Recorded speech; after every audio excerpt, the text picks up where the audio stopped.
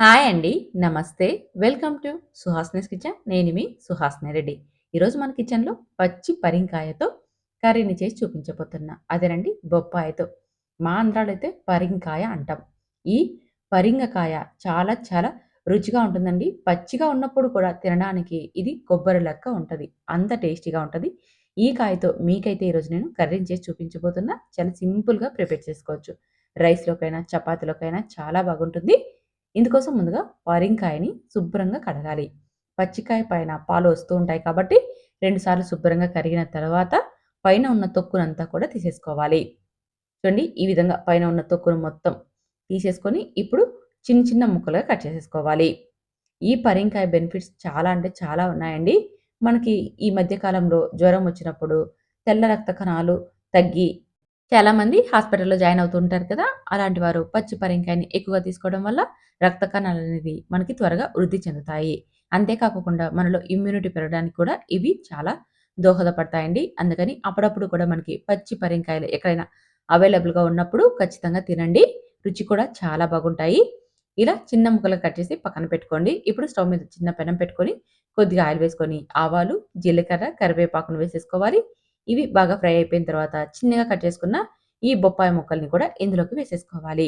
అలాగే 4 పచ్చిమిర్చి చీలికల్ని, 2 పెద్ద సైజు ఉల్లిపాయల్ని చిన్న ముక్కలుగా పొడవుగా కట్ చేసి ఇందులోకి వేసేసుకొని, ఒకసారి కలిపిన తర్వాత ఇందులోకి ఒక హాఫ్ టీ స్పూన్ దాకా ఉప్పును వేసేసుకోవాలి. ఈ ముక్కలన్నీ ఫ్రై అవ్వడానికి ఉప్పు మనకి సహాయపడుతుంది. ఉప్పు వేసుకోవడం వల్ల ఈ ముక్కల్లో నుంచి నీళ్లు వచ్చి ముక్కలన్నీ కూడా ఉడకడానికి సరిపోతాయి. అందుకని ఉప్పు వేసి కలిపి మూత పెట్టి ఉడికించుకోవాలి. మంటను లో ఫ్లేమ్‌లో పెట్టుకోవాలి. అప్పుడే మనకి నీరంతా వచ్చేసి ఈ బొప్పాయి ముక్కలన్నీ కూడా మనకి బాగా మెత్తబడిపోతాయి. చూస్తున్నారుగా? మనం నీళ్లు వేయకోకున్నా సరే కొద్దిగా నీరైతే వచ్చేసింది కదా! ఒకసారి మధ్య మధ్యలో కలిపి ఉడికించుకోవాలి. అలాగే ముక్కలు ఉడికాయో లేదో ఒకసారి కలిపి చెక్ చేసేసుకోవాలి. ఇక్కడ చూడండి మీకి మొత్తంగా నేను 10 నిమిషాల పాటు లో ఫ్లేమ్‌లో ఉడికించాను. 10 నిమిషాల తర్వాత ఒక ముక్కను తీసి చూపిస్తున్నాను. చూడండి పరింకాయ ముక్క అనేది మనకి బాగా ఉడికిపోయింది. ఇక్కడ వేడిగా ఉండడం వల్ల కాస్త లేట్‌గా చూపిస్తున్నాను. చూడండి బాగా ఉడికిపోయింది కదా! ఇప్పుడు ఇందులోకి ఒక హాఫ్ టీ స్పూన్ దాకా చిల్లీ పౌడర్‌ని వేసేసుకోవాలి. అలాగే ఒక పావు టీ స్పూన్ పసుపును కూడా వేసేసుకోవాలి.